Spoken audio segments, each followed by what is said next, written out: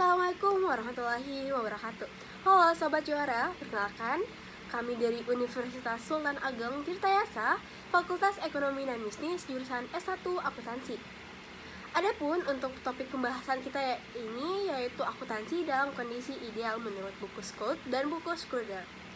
Izin memperkenalkan diri, saya Nur Indah Kusmaningrum dan rekan saya Devadi Hastal Ufia yang akan membahas topik kita pada chapter 2 kali ini.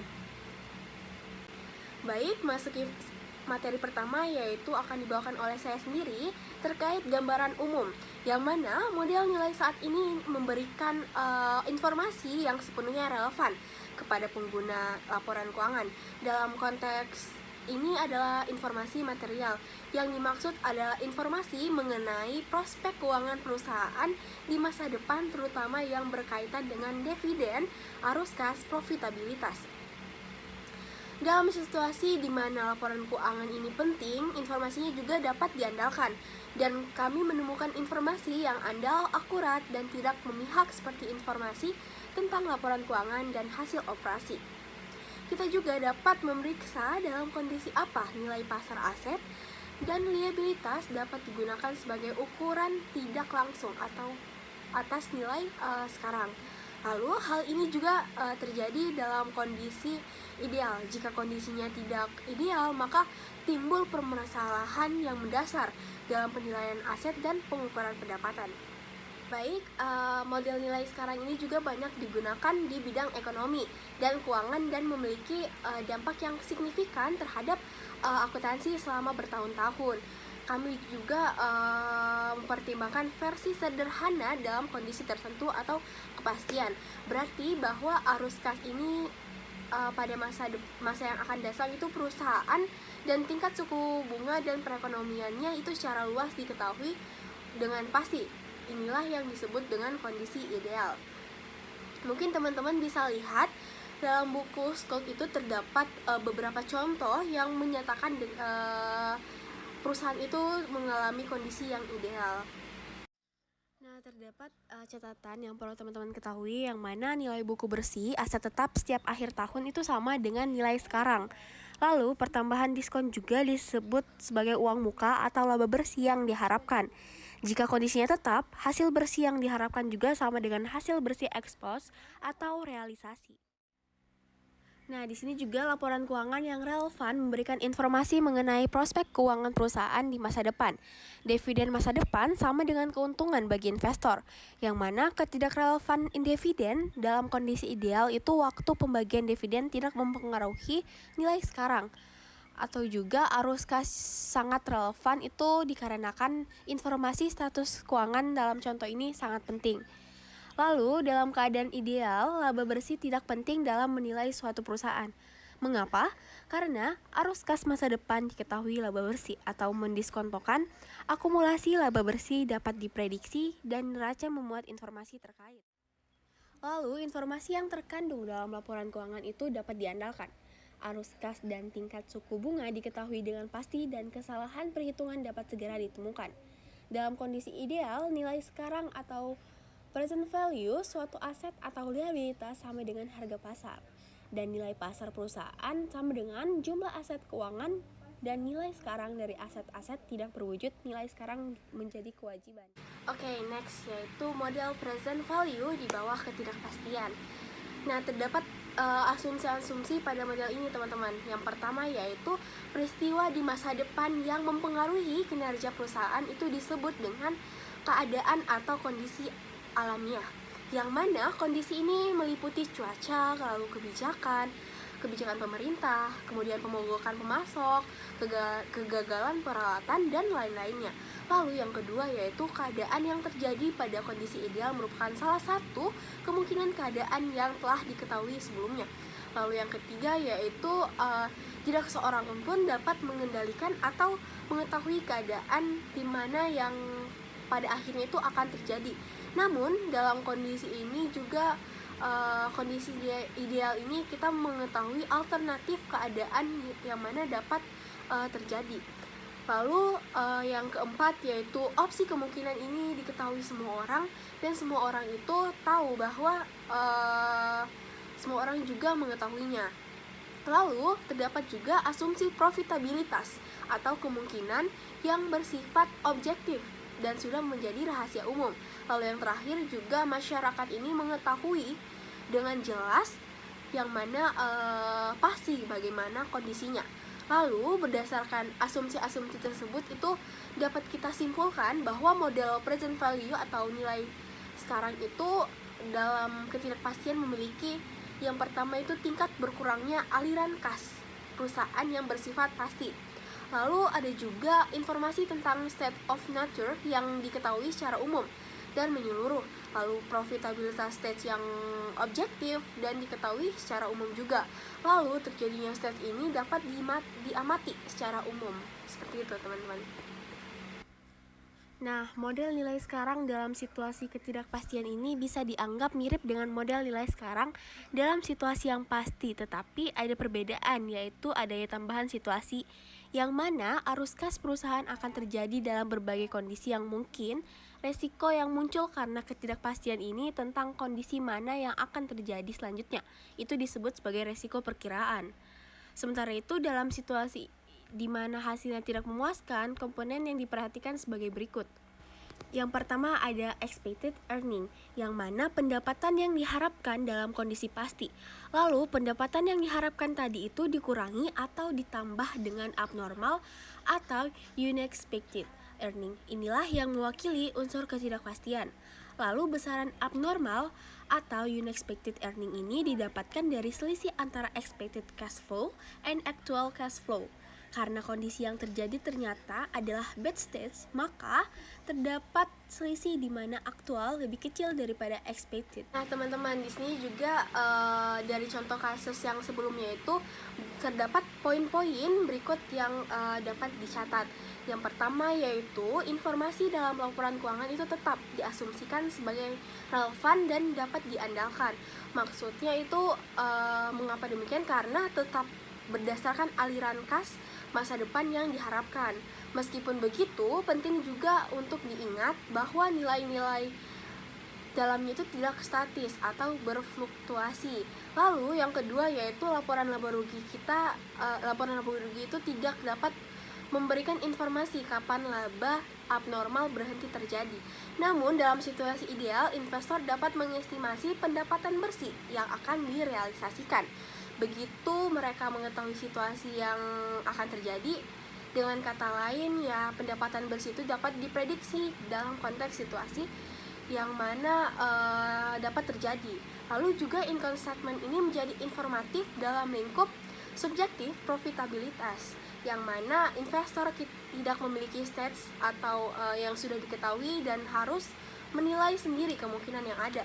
Penilaian ini menjadikan stats profitabilitas menjadi subjektif. Begitu juga dengan nilai perusahaan, lingkup subjektifnya lalu lebih masuk akal, dan lingkup inilah dapat dikatakan income statement ini menjadi salah satu informasi.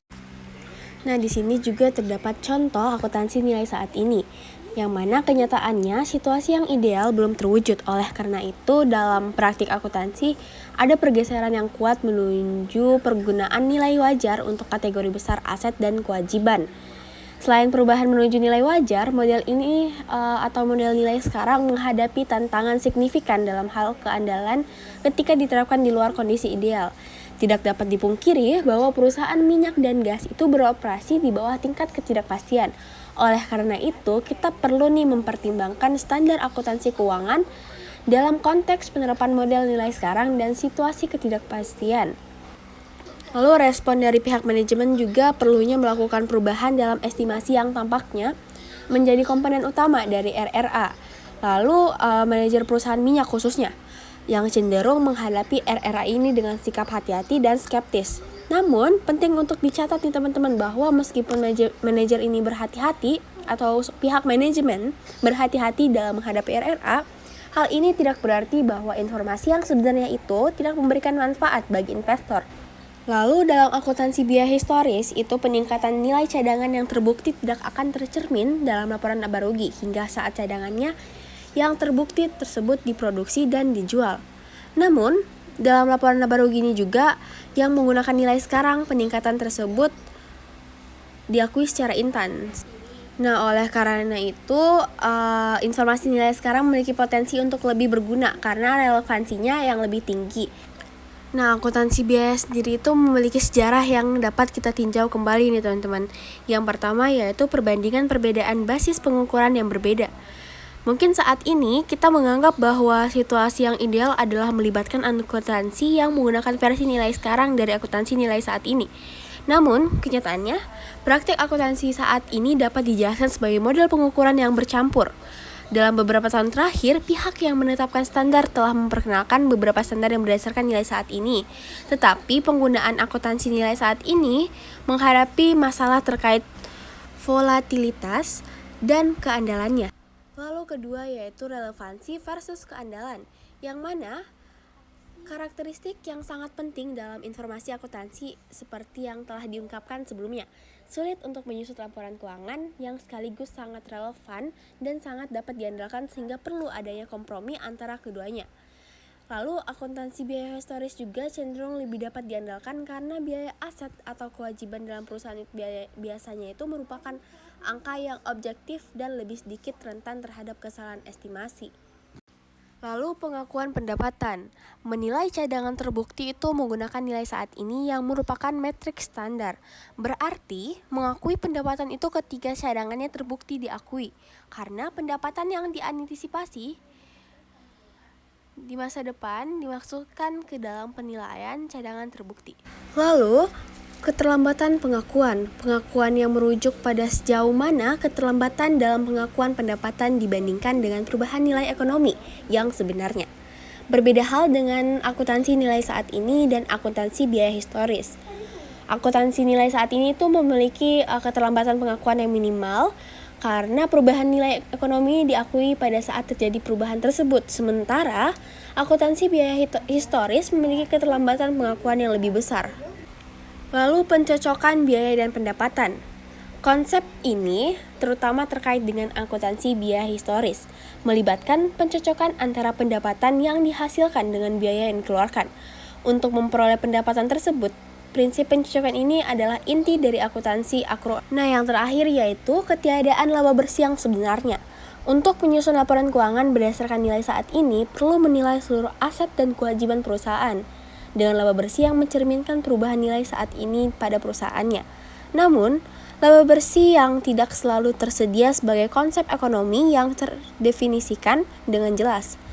Nah, teman-teman, tadi telah dijelaskan juga beberapa materi terkait dengan akuntansi kondisi yang ideal. Nah, mungkin dapat disimpulkan bahwa daripada kita terus membahas secara mendalam tentang keberadaan laba bersih, tapi juga akuntan ini lebih baik berfokus pada cara untuk membuat laporan keuangan yang lebih berguna dan dalam pengambilan keputusan agar nantinya akuntansi ini juga mengalami kondisi yang makin ideal, teman-teman. Mungkin untuk materi selanjutnya terkait akuntansi yang ideal, kondisi yang ideal itu akan dibahas oleh teman rekan saya kepada Devani. Dipersilakan.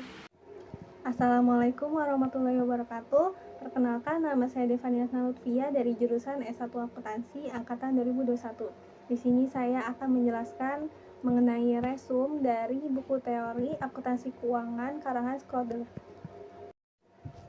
Yang pertama ada pengembang teori awal. Usaha pertama dalam mengembangkan teori akuntansi di Amerika Serikat terkait dengan individu-individu seperti William E. Patton dan juga John B. Canning. Karya Patton yang berasal dari disertasinya adalah pemikiran awal yang mengemukakan pandangan bahwa setiap perubahan dalam penilaian aset dan kewajiban harus tercermin dalam laporan keuangan dan perubahan tersebut juga harus diukur berdasarkan nilai saat ini.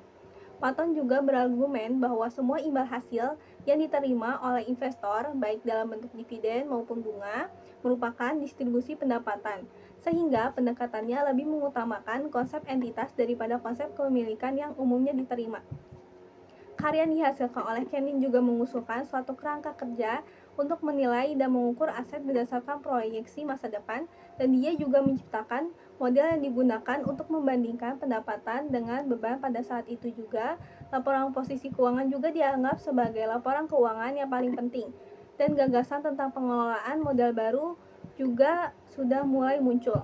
Selama periode ini, Dr. Scott juga memberikan kontribusi yang signifikan dalam pengembangan kerangka konseptual akuntansi. Meskipun Scott bukanlah seorang akuntan, tulisannya memberikan pencerahan yang berharga.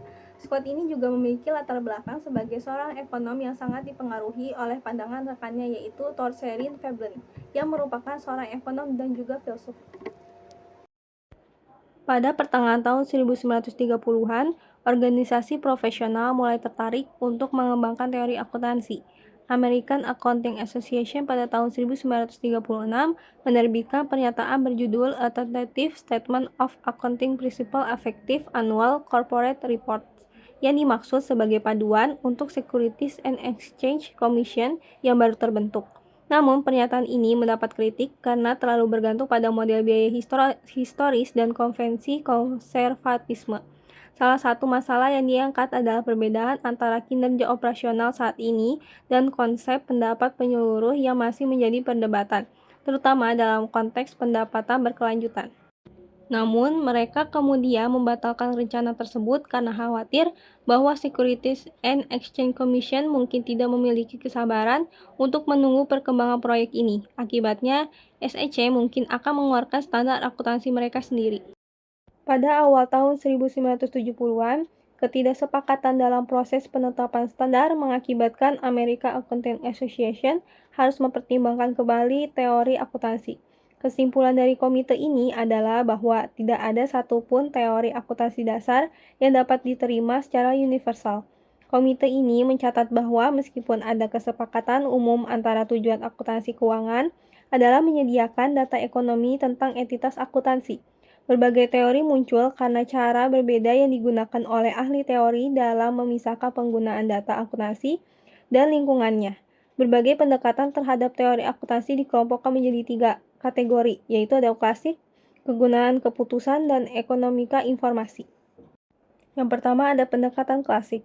Kajian dari kategori ini mencakup periode dari 1922 hingga 1962, kecuali satu monograf pada 1975, serta menyoroti bahwa semua karya dalam rentang waktu tersebut bersifat deduktif dan mengkritik kurangnya keterkaitan antara karya-karya ini, karena tidak ada kutipan atau dasar pada karya sebelumnya. Kemudian yang kedua ada pendekatan kegunaan keputusan. Kajian-kajian dalam kategori kegunaan keputusan ini seperti A Tentative Statement dari American Accounting Association, monograf oleh Sanders, Hatfield, dan Moore, Asobat dan Trouble Report dianggap berfokus pada prinsip bahwa kegunaan adalah tujuan pokok dalam akuntansi. Pendekatan ini menekankan penggunaan model-model keputusan. Yang ketiga ada pendekatan ekonomika informasi. Kajian-kajian dalam kategori ini dianggap telah menggunakan teori ekonomi untuk menentukan kebutuhan informasi dalam pengambilan keputusan ekonomi. Mereka memperlakukan informasi sebagai suatu komoditas yang memiliki biaya dan harga, serta menguji apakah regulasi terkait pelaporan keuangan eksternal ini diperlukan. Kemudian ada kritik-kritik terhadap pendekatan ke teori akuntansi. Sata kemudian memulai pembahasan terkait mengapa tidak adanya pendekatan teori akuntansi yang mendapat penerimaan secara umum dan mengangkat 6 permasalahan seperti yang pertama ada masalah dalam mengaitkan teori dengan praktik, kedua masalah alokasi, ketiga kesulitan dengan standar-standar normatif, 4 kesulitan dalam menginterpretasikan riset mengenai perilaku harga sekuritas, 5. Masalah pertimbangan biaya manfaat dalam teori akuntansi, dan yang keenam keterbatasan terkait ekspansi data. Kemudian ada evaluasi SATA. Jika FASB yang baru terbentuk mengikuti pandangan dari SATA, mereka mungkin merasa kecewa. Pandangan SATA yang menyatakan bahwa belum ada teori akuntansi yang dapat diterima secara universal, akhirnya mendorong FASB untuk mengembangkan teori semacam itu. FASB merespon dengan mengembangkan kerangka konseptual mereka sendiri. Meskipun SATA sangat mempertimbangkan perspektif filosofis dalam teori akuntansi, beberapa orang masih mengkritik pendekatan ini. Pansel mengambil kesimpulan bahwa pendekatan teori SATA tidak terbentuk suatu paradigma, karena paradigma adalah lebih dari sekadar kumpulan hipotesis. Kemudian ada proyek kerangka konseptual FASB. Salah satu motivasi utama untuk mengembangkan proyek kerangka konseptual adalah pengamatan FASB terhadap tantangan yang dihadapi oleh lembaga pendahulunya, yaitu APB. Rencana proyek ini melibatkan 8 tahapan. Yang pertama ada tujuan dan karakteristik kualitatif, yang kedua definisi elemen-elemen pengakuan dan penghentian pengakuan, yang ketiga ada pengukuran, yang keempat ada konsep entitas pelaporan, yang kelima batasan-batasan pelaporan keuangan serta penyajian dan pengungkapannya, yang keenam tujuan dan status kerangka konseptual, yang ketujuh penerapan kerangka konseptual pada entitas nirlaba, dan yang kedelapan permasalahan lain jika ada. Kemudian di sini dijelaskannya kerangka konseptual yang terdiri dari 3 tingkatan. Pada bagian puncak, tingkatan pertama mengidentifikasikan tujuan laporan keuangan, yaitu tujuan dilakukannya pelaporan keuangan. Tingkatan kedua, menguraikan hal-hal fundamental yang merupakan karakteristik kualitatif yang membuat informasi akuntansi berguna dan elemen-elemen laporan keuangan yang terdiri dari aset, liabilitas, dan seterusnya. Tingkatan ketiga mengidentifikasikan pedoman penerapan untuk pengakuan, pengukuran, dan pengungkapan yang digunakan untuk menetapkan dan menerapkan standar-standar akuntansi serta konsep-konsep tertentu yang dibutuhkan untuk mencapai tujuan. Kemudian ada Statement of Financial Accounting Standard nomor 8. Bab 1 dalam SFAC nomor 8 menyatakan bahwa tujuan dari pelaporan keuangan secara umum adalah memberikan informasi keuangan mengenai entitas pelaporan yang berguna bagi investor, pemberi pinjaman, dan kreditur lainnya yang ada pada saat ini dan yang potensial terkait pengambilan keputusan untuk penyediaan sumber daya bagi entitas tersebut. Tujuan pelaporan keuangan adalah dasar dari kerangka konseptual. Aspek lain dari kerangka konseptual yaitu karakteristik kualitatif. Elemen-elemen laporan keuangan, pengakuan, pengukuran, dan pengungkapan mengalir secara logis dari tujuan tersebut. Aspek-aspek dari kerangka tersebut membantu memastikan bahwa pelaporan keuangan mencapai tujuannya. Kemudian ada hambatan biaya. Biaya yang diuraikan dalam SFAC nomor 8 dianggap sebagai rintangan utama dalam penyediaan informasi melalui pelaporan keuangan. Proses pengukuran, ringkasan, dan pelaporan informasi keuangan memerlukan sejumlah biaya dan oleh karena itu penting untuk memastikan bahwa biaya-biaya tersebut sebanding dengan manfaat yang diberikan oleh informasi yang dilaporkan. Sebagai contohnya, dalam mengaplikasikan konsep hambatan biaya untuk mengembangkan standar pelaporan keuangan yang diajukan, FASB melakukan penelitian untuk mengumpulkan informasi dari penyedia informasi keuangan, pengguna informasi, auditor, akademisi, dan pihak-pihak lainnya mengenai sifat dan perkiraan jumlah manfaat serta biaya yang terkait dengan standar tersebut. Kemudian ada pengguna utama. Pihak yang paling berkepentingan dalam informasi keuangan meliputi investor, pemberi pinjaman, dan pihak lain yang saat ini atau potensial akan menyediakan sumber modal. Kemudian ada karakteristik kualitatif. Pada bab 3 dari SFAC nomor 8 menjelaskan karakteristik kualitatif yang membedakan antara informasi yang lebih efektif dengan informasi yang kurang efektif. Kualitas karakteristik ini dapat dilihat sebagai fundamental atau meningkatkan tergantung pada dampaknya pada manfaat informasi dalam proses pengambilan keputusan. Dua karakteristik dasar yang membuat informasi akuntansi berguna dalam pengambilan keputusan adalah relevansi dan representasi yang akurat. Kemudian ada kritik terhadap CFP. Tidak semua profesional akuntansi memandang CFP dengan perspektif yang sama. Sebagai contoh, yang mengungkapkan pandangan yang kritis terhadap konsep kegunaan keputusan yang disajikan dalam CFP. Ahli teori akuntansi yang memiliki pandangan kritis ini berpendapat bahwa praktik akuntansi selama ini terlalu dipengaruhi oleh ekonom-ekonom marginal yang menekankan utilitas dan meyakini bahwa organisasi bisnis yang beroperasi di pasar akan membentuk bagian penting dari ekonomi masyarakat. Keuntungan yang dihasilkan adalah akibat dari aktivitas ini dan mencerminkan efisiensi organisasi dalam memanfaatkan sumber daya yang terbatas dari masyarakat. Kemudian ada Statement of Financial Accounting Concept nomor 5, yaitu pengakuan dan pengukuran dalam laporan keuangan perusahaan. SFAC nomor 5 tidak menyarankan perubahan yang signifikan dalam struktur dan konten laporan keuangan yang saat ini ada. Namun, SFAC nomor 5 mengusulkan bahwa laporan arus kas harus menggantikan laporan perubahan posisi keuangan yang diperlukan saat rilisnya SFAC nomor 5 dan dalam hal ini SFAC nomor 5 memberikan dorongan untuk memasukkan laporan arus kas. SFAC nomor 5 berusaha untuk menetapkan kriteria pengakuan dan pedoman terkait informasi yang harus dimasukkan dalam laporan keuangan dan kapan informasi tersebut harus dilaporkan. Kemudian ada Statement of Financial Accounting konsep nomor 6, yaitu elemen-elemen laporan keuangan perusahaan. SFAC nomor 6 memberikan definisi untuk 10 elemen laporan keuangan yang digunakan untuk mengukur kinerja dan posisi keuangan suatu entitas ekonomi. Ke-10 elemen ini mencakup aset, liabilitas, ekuitas, investasi oleh pemilik, distribusi kepada pemilik, laba komprehensif, pendapatan, beban, keuntungan, dan kerugian. Elemen-elemen ini mewakili komponen-komponen yang digunakan untuk menyusun laporan keuangan. Definisi-definisi elemen ini dapat membantu menentukan isi atau konten dari laporan keuangan. Kemudian yang terakhir ada Statement of Financial Accounting konsep nomor 7, yaitu penggunaan informasi arus kas dan nilai sekarang dalam pengukuran akuntansi. SFAC nomor 7 memberikan kerangka dasar pengukuran dalam akuntansi, termasuk pengakuan aset awal atau pengukuran awal yang baru, serta penggunaan nilai sekarang. FASB menjelaskan bahwa nilai sekarang digunakan untuk memahami perbedaan ekonomis antara perserangkaian arus kas masa depan. Nilai sekarang dihitung berdasarkan arus kas yang belum terdiskonto, sehingga masing-masing aset dicatat dengan jumlah yang berbeda karena perbedaan dalam waktu dan ketidakpastian arus kasnya. Ini membantu mencatat perbedaan ekonomis antara aset-aset tersebut. Kemudian ada standar-standar akuntansi berbasis prinsip versus berbasis aturan.